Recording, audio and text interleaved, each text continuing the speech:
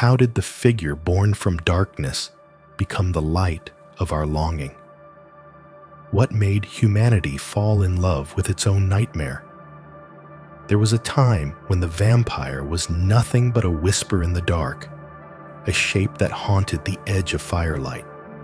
It was not beautiful nor tragic, but a warning.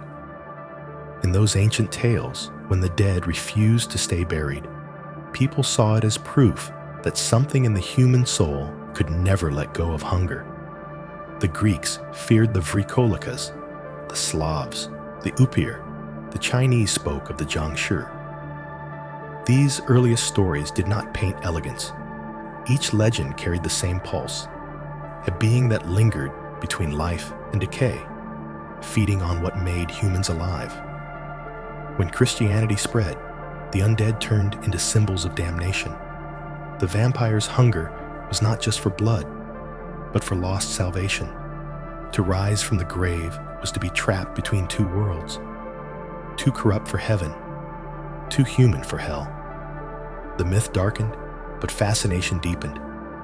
Then came the 18th century, the age of reason, paradoxically giving birth to the age of the romantic.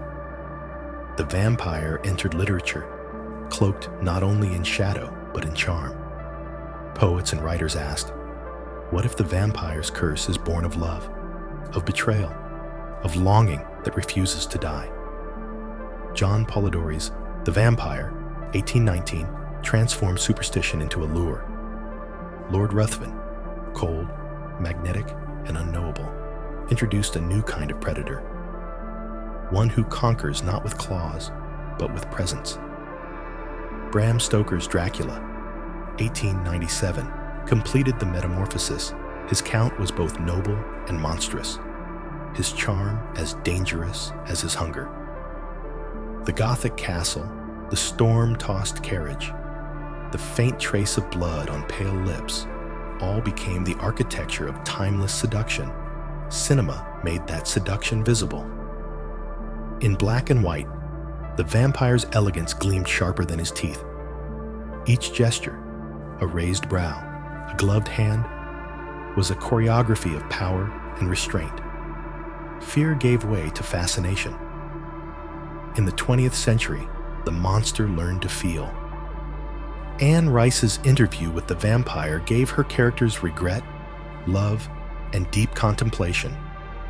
By the dawn of the new millennium, the vampire was fully reborn. Twilight, 2005, replaced the predator with the eternal lover, pale, restrained, promising safety within danger.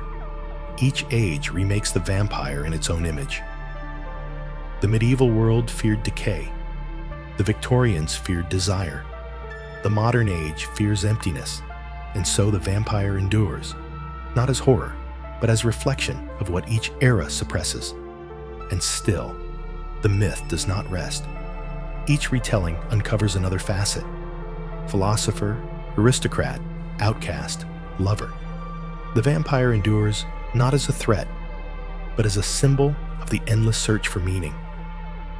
A being forever asking what it means to live, to feel, to remain human despite immortality.